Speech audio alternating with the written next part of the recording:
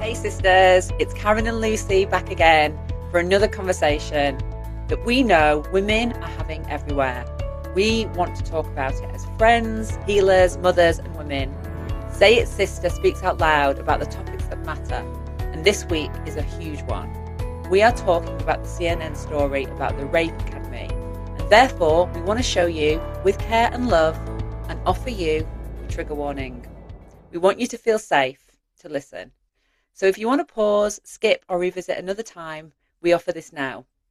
We will also signpost you to organisations that can support you and share our own personal stories as well as our views. So, I think the word that comes up for me is shock, but no, not a surprise.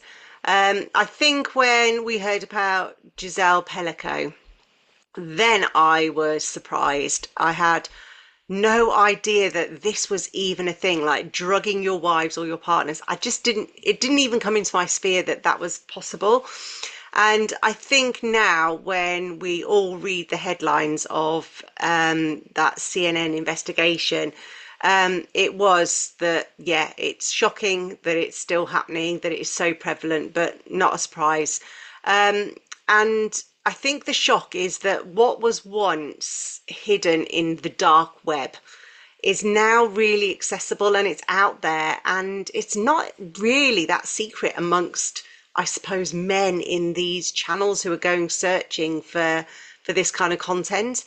So when CNN reported on this website, I think that, yeah, Motherless, I mean, the name speaks for itself anyway. But it's one of the many websites, dark web chat rooms that exist. And the sheer amount of videos that are being uploaded, hundreds and thousands of images and videos that were accessed. Now, I believe there were 62 million views at the time of the CNN report. Now, the next month they've got March's figures and it's over 80 million. And do you know what? Probably because it's got some airtime, there'll be even more for April. I mean, it's just, yeah, shocking. And, yes, we are becoming more aware of it. But like I said, equally, so are the people who are curious, who want to know about this stuff. But it's more than just people viewing these horrific videos. I think it's also the fact that you can then go and get instruction manuals, people giving tips and advice, which is why it's been named an academy. But equally, there are businesses that are off the back of this, but which are actually selling the drugs and the mixtures and the cocktails that you need to be able to do this to your partners, your wives, your sisters, your mothers, your children. It's just horrendous. And when I read that these doses were being sold for $175, I mean, realistically, that's not a lot of money to go and buy this and then do the most heinous of acts. Um, so yeah, shock. It makes me feel sick to my core. And when I first saw it pop up, I was like, I need to sit with this for a few days. I can't, I did watch something, and as soon as it showed the eye rolling to make sure that the woman is drugged, I was The like, eye test. I Yeah. cannot. It just hit me in my core of my stomach because I've been drugged twice in my life. And I can honestly tell you, it is the most traumatic experience when you can't speak, you can't walk, your brain is um, operating at a high level, and you've got no function in your body. And as a nearly 50 woman, I have nightmares about it all the time. And I've done so much therapy work on it, and I've done so much of my own, like, my tapping and things, and that really helps me, and it moves the trauma away from me, in terms of my own system. But the dreams, and I know when I have them because I have different variants of dreams, and I know that the source is being drugged because it's exactly that. Like, am I awake? Am I asleep? Am I alive? And or am I dead? And I don't know in the dream what's what. I have no idea. And so when I was working with my therapist at the time, when I worked out that was the source, I was like, this is so much more traumatic than there's the trauma, and then there's the aftermath of the trauma. Now, what I want to say is these men that are doing this are not going to get away with this because that trauma, yes, they are traumatizing women, but that trauma also lives inside of them. And if we think about generational trauma and how these things get passed down the line, you know, every single human being has at some point been in three bodies. So the grandmother that holds the mother, that has the egg of future children. Basically, we have this generational thing, and these things get passed down the line. And as a woman who's done a lot of healing work and also just healing work with others, I know that the generational point is huge. And so, as they're out there committing these heinous crimes, thinking they're trying to do it in a way that they can get away with it. You know, it's all about how to do it and get away with it. I can tell you now, this seed will live inside of them and it will eat them alive. Because if they're doing this stuff, if they're curious, they are lost souls. They have lost all sense of who they really are. That much I do know. But in terms of what it does to women, the seed of that will live on. And even when we do our work, let me tell you now, we can survive, we can evolve, we can have good lives, we can heal, but there is still something that sits inside us that we can't forget. And to be honest, why should we forget? Because someone has just done the worst crime to us. Um, you know, yeah. So I want to say that I want to put that message out there quite strongly that this isn't, this isn't something to be taken lightly. As women, we know that, like, we've lived with feelings unsafe all our lives in one way, shape, or another. We had stranger danger when we were kids. Don't go near cars. Don't speak to strangers. So as children, we knew there was real dangers out there, and we've lived with that. And now we're in midlife, and we've had our own life experiences, and things have happened to us, and we're sitting here and we're watching this thing unfold, and we are angry. We're also tired of it. Like, I'm just like, this is enough now. I Um, think the point of the anger for me is that we've done everything we can to keep safe. And it's that whole thing that you say to your loved ones, I hope you get safe, I hope you get home safe, or, safe travels, because the one place that you're supposed to feel safe is in the home. And we know that a lot of women and children and some men are abused within the home. But this level of secrets, the egging each other on and giving tips about how to be so manipulative, this takes it to a whole other level. And I think that's why we're angry, because it shows that literally there is no place that we are safe. And all of the things that you would normally do to keep yourself safe, well, in this situation, other than literally staying away from men or always refusing food and drink from your partner, I mean, it's like, what else can I do to protect myself? And that's why we are angry, because we shouldn't need to. and it comes down to it. It comes back to that ownership, that patriarchal ownership, where men owned women, and when you got married, you became the ownership of your husband, and the children also became the ownership of the husband. Now, obviously, society has moved on, but now we've got this movement that's probably always been there, but now it's much more like, mainstream in a way that is just so prolific and so damaging. I cannot even stress that word enough. And the thing that makes me angry is, you know, 62 million downloads in 1 month. Now, people are saying, well, it's not 62,000 million men. I don't care if it's one man or not. Why do we have to have these shocking numbers for people to actually start to have a reaction? Like Giselle Pellicott, 50 men. These numbers are so scary that it gives us a visceral reaction um, to the numbers, because it's deeply shocking to us. And at the same time, women have been talking about this. We've been talking about what goes on for such a long time, and no one's believed us. And now, we've got the statistics, we've got the numbers, and it's showing the direction that certain parts of society are moving in.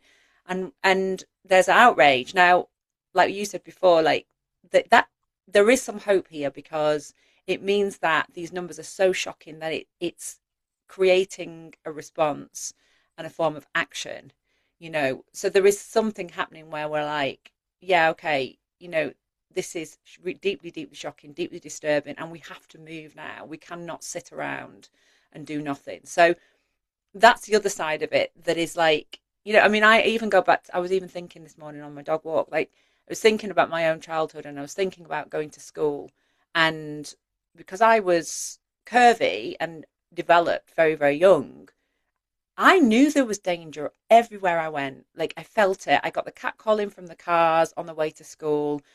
If there were like men on the bus, they would always, always make comments. Like it was widespread for me. And then at school, the boys in my class, if I went to certain parts of the playground near the grass where they didn't mind, you know, like falling on top of me so they couldn't hurt themselves, they would rugby tackle me to the ground and they would all jump on top of me. And it was just because I had boobs. And then as I was walking down the corridors, you know, they'd be trying to undo my bra as I'm walking past. Now, I never said anything. I told them to get off me, but like I didn't go to the teacher and say, I am being harassed.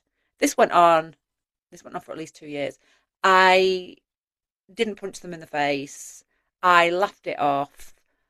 And now I look back and I just think, and I remember that story, and I've always thought, I hope it's better for Catalina. And now I'm looking at what's going on in the world, and I'm like, now there's like a place where these boys are getting groomed that could potentially end up drugging our children later on when they become boyfriend and girlfriend. You know, it's terrifying to think about it. You know, and I said to you, like, part of me is like, I'm going to be getting up in the night, putting my pajamas on, going knocking on doors, making sure she's not drugged.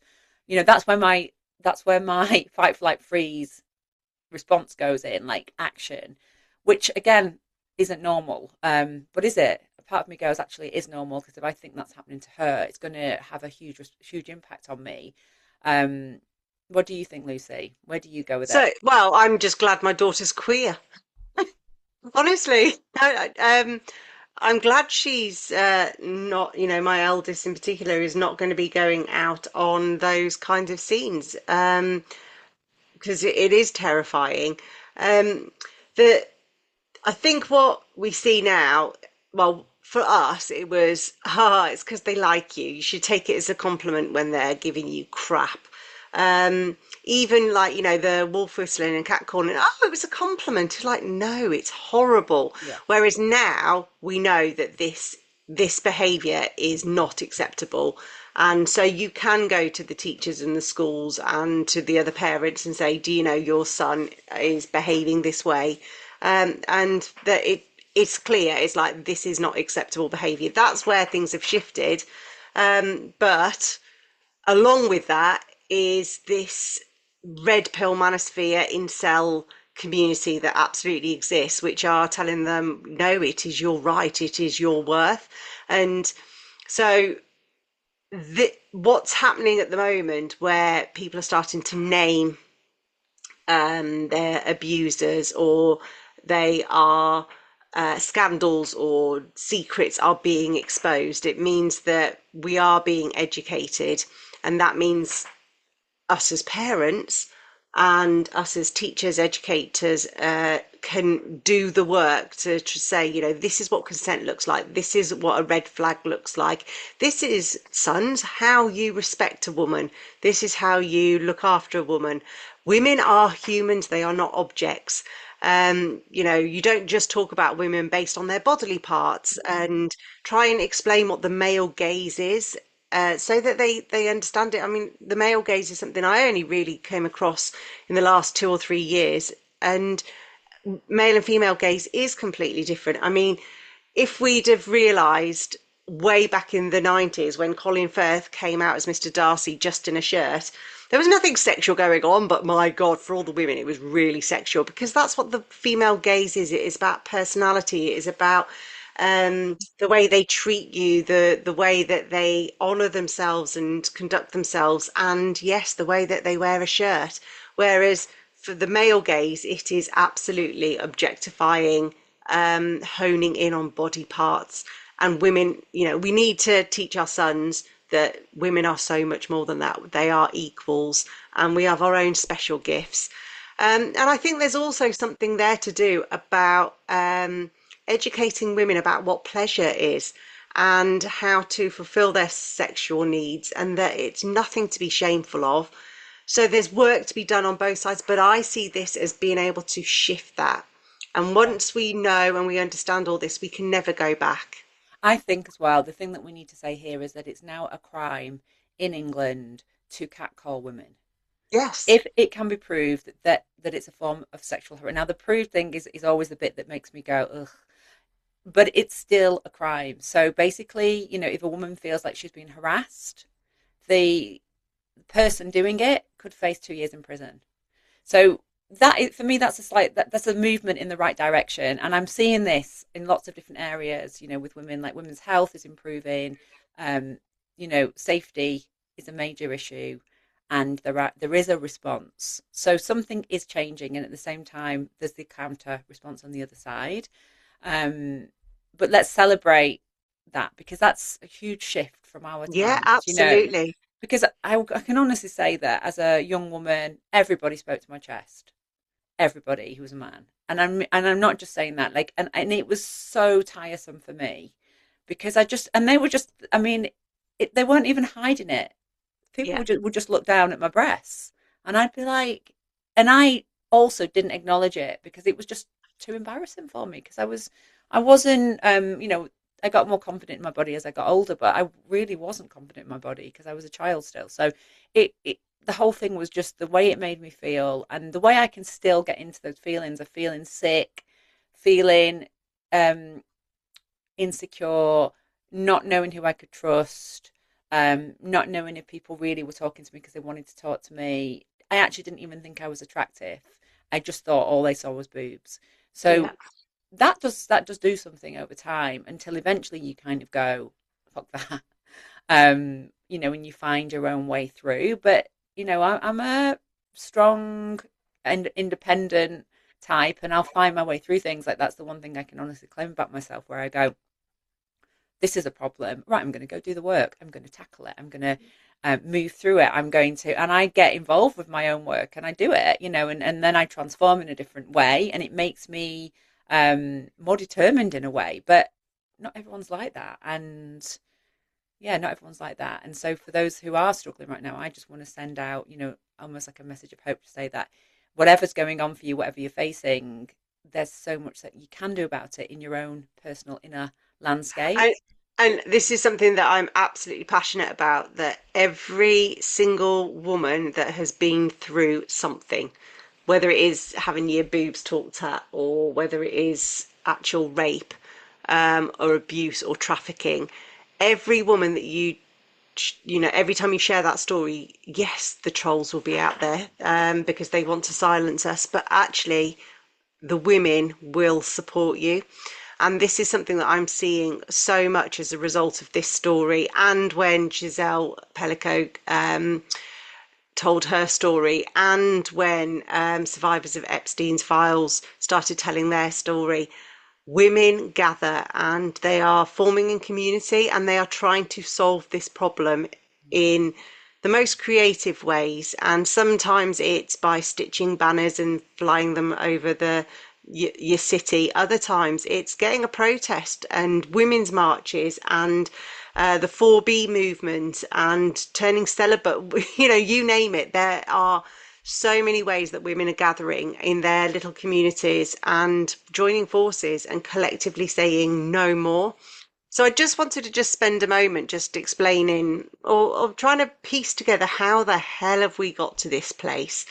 And there's something that keeps coming back to me about the the content that is sold to children to be consumed from a very young age.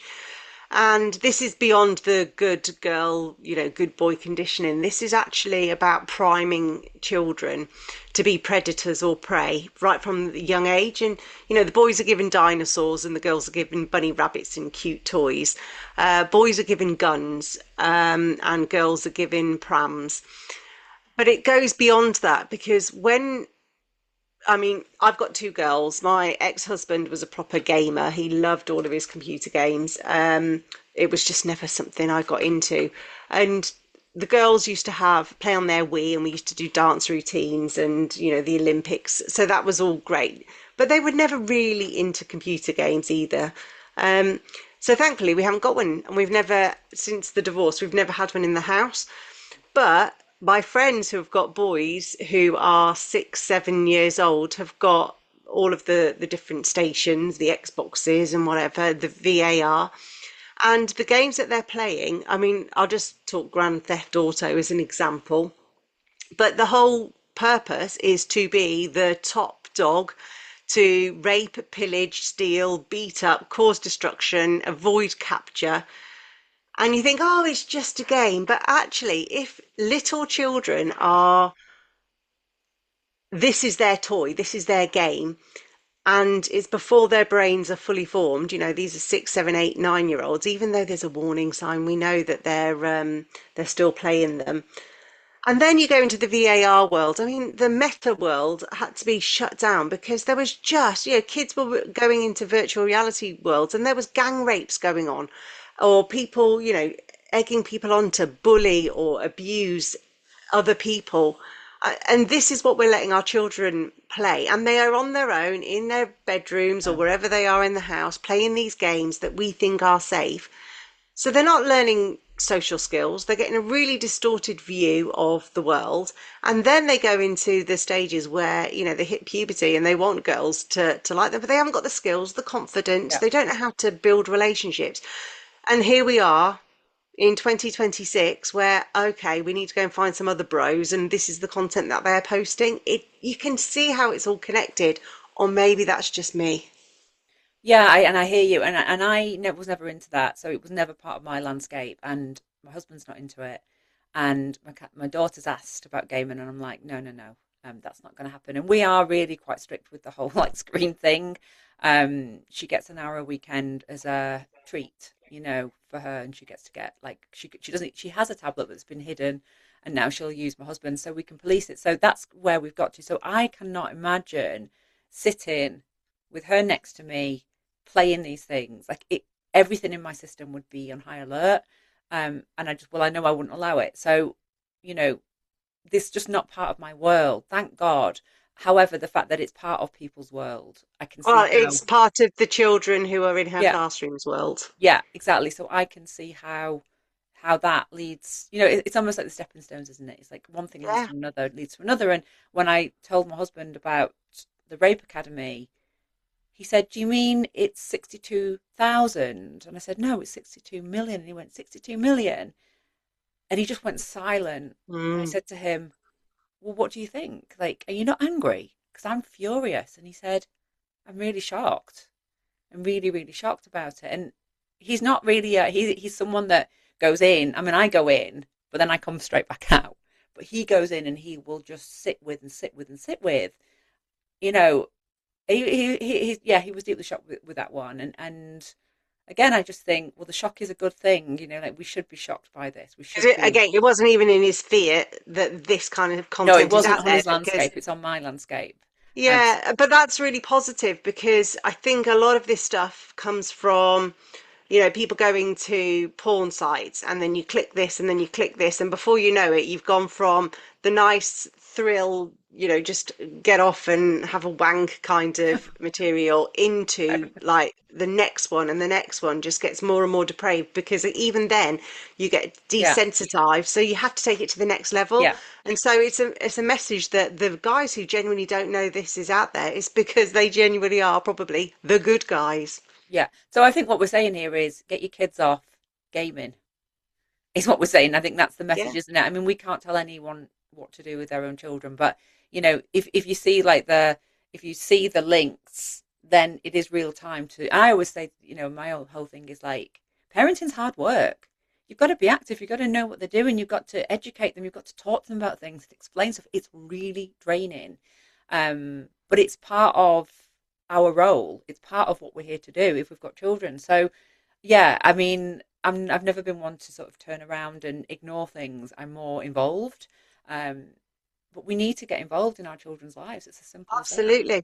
But I was always one of those people that my phone, I've got nothing to hide on there. So my kids know my passwords and they're in and out of it all the time. And even when I was in relationships, I would have nothing to hide. But I would, we would respect. It's like somebody going into my handbag. I just don't like it. So there's that respect. Whereas now I'm kind of saying, actually, if you say to your partner, let me check your phone, let me check your search history or your emails, just to make me feel safe. If they're not handing it over, then Yeah, that kind of gives you the alert. And I never thought I would say this, but you know, it used to be, I trust you, whereas now it's like, prove to me that I can trust you. I think, yeah, at this point, it's a really strange one because I could not imagine going to Rich and saying that to him at all. Like it would just be really, really odd. But I'm pretty sure he would go, yeah, okay, no problem, Yeah. because we have that sort of relationship. But I can totally see how you would want to do that actually. Like if I was going in, it's almost like we had when we had Necker on and we were talking about um, sex and having conversations and protection, weren't we? And we were talking about that, and it feels like it's sitting in that domain a little bit Yeah. now of like, well, if you've got a problem with wearing with like protecting both protecting each other from STDs, whatever it might be, you've got a problem with that, then I've got a problem with you, and as you're Yeah. getting into relationships, we kind of need to know who's getting into our bed now. So I feel like we are entering a different time. And like you, I would have said the same thing. But if I go back to me before I met my husband, yeah, 100%. I think I'm not quite sure But how I Karen, would be behaving right now. this is the point though. This website is for people who are married. Like Giselle Yeah, Penico was married and had no thoughts that her husband was doing this. And so, I'm single, so I can say this, yeah, I know I am safe. And I've met your husband and he is a top guy. yeah. But actually, you don't know. You And don't that know. is a horrible thought that these horrible, vile men, and also troublesome, lonely, whatever they are, but they have again made us think, man or bear, am I Yeah, safe? Can I actually trust the person I lie next to? And actually, no, we want to be able to trust our husbands or our partners. But it just makes us think, can I trust any man?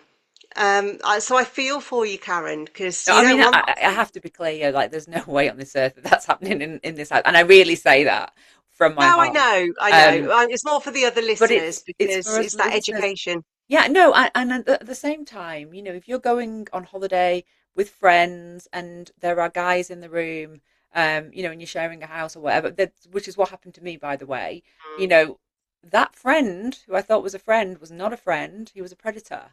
And I found out, later on, that night. So this is really, really real. This is not just, oh, there's some guys out there that are like warped.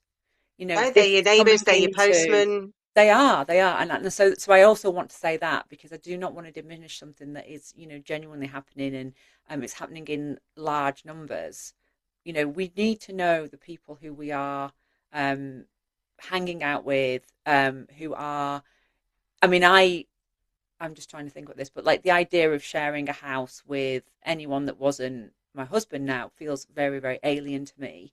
Um, if it's women, I'm fine with that. But yeah, it feels alien to me. So there's also that place. And we know from like some of the stories with the hotel groups as well, where, men have got into women's rooms, pretended to be, a boyfriend, and they're Yeah. not, and rape them. So we have this whole new, I suppose what we're saying here is we've got a whole new level of security that's required for us now as women to do due diligence checks in a way that just would have seemed crazy before. Like it would have been like, wow, that's crazy behavior. Like I am someone who's very security conscious and very, very aware of things these days. I didn't used to be, but now I'm like, sometimes I think, oh my God, I need to talk myself off the cliff. Because my thinking is getting a little bit out of control with what could happen to me. That's based on experience. So I do my due diligence. I have my boundaries, and I also I always have exit plans and backups. So I am quite extreme with that, but I do think it's appropriate, and I think it's appropriate for all women to really take this stuff very, very serious and start questioning and being suspicious and being like, right, what checks do I need? What do I need to put in place? Like, how And I do I? think that the thing that sits for me is if we've always said this on this pod, that if something feels off, then it is. And you Mm. might be in a very long-term relationship with somebody. You might have been with them 2 years, you might have been with them 40 years. But if there's some kind of distance or shift or change in your relationship, then it's time to start asking questions. Now, the automatic responses is not, are they drugging me and raping me in my sleep? That is well, I hope it's still very rare, but it's the opportunity to be able to ask the questions, what's going on in our relationship? There's distance, there's no intimacy between us, or he's getting angry, or I feel like I am resenting him. It's just all signals that something in the relationship is not right, because I am absolutely sure that none of these people viewing this content are happy and secure in their relationship. And their other partners might not know that this is happening to them, but they absolutely know that there is something off in the relationship somehow.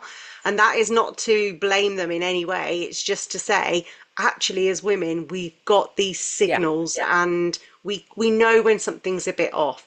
But before we end the pod, because we're coming back for a part two, I did want to just say, like, we've talked about women, of what women can do to check ourselves, make sure that we're looking for the exits, trust our gut, make sure we get home safely, all of those things. But I just want to talk to, what can the boys do? What can the men do to stop people raping people? It's as simple as that. How do I stop my mates from raping people?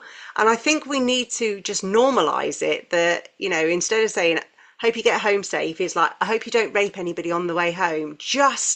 It seems ridiculous, but we almost need to just have the gumption just to call it out. Or when a bloke is being creepy or gropey in a club or at work, you just say, man, that is not acceptable. Yeah. Stop being creepy, rather than, hey, man, that's not cool. No, just be angry. Yeah, What absolutely. advice have you got? Well, if you think that someone's going to do something, call the police. Yeah. I mean, Yes. yeah, do you know what I mean? I mean, realistically, if you're like, oh, I mean, I posted something yesterday. It was Charlie Theron, and she was talking about how a mother murdered her father because he tried to kill them with guns. Like he got I don't extremely think it was drunk, really murder. I think that was self-defense. self-defense. But she said killed him. She said Yeah. my dad killed my no, my mum killed my dad. Um, and it's that kind of thing, isn't it? And he'd been drinking with his brother who lived on the same street. Now, why didn't the brother say, Yeah. you are not going home tonight because you are not in the right place. You are not in a fit state. You're staying here with me, you know.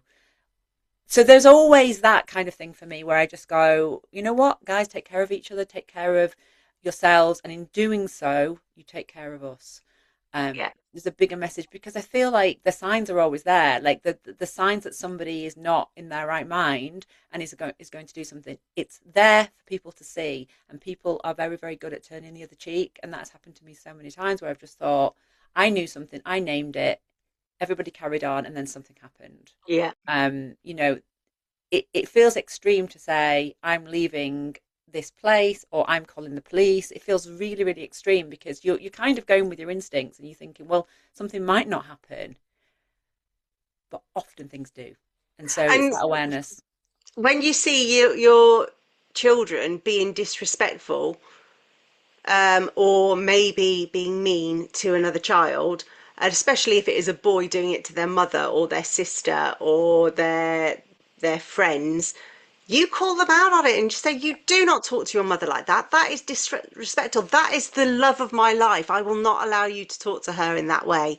Or, why have you spoken to that person in that way? I will not have mean children or bullies as for my children. That is unacceptable. Rather than saying, oh, it's because he likes or oh, boys will be boys. No, be a parent, and call out the behaviour, because when they see you role modelling good, positive behaviours, they will want to be, they adore their parents. All children adore their parents. They want to be like you.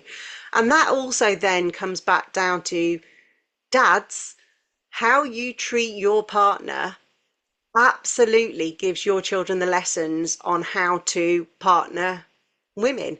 And even whether you're together with them or not, whether it's a blended family, whatever, the way you talk about your partner, the way that you treat them with respect, the way that you talk about them in front of your children absolutely teaches your children how to be an adult.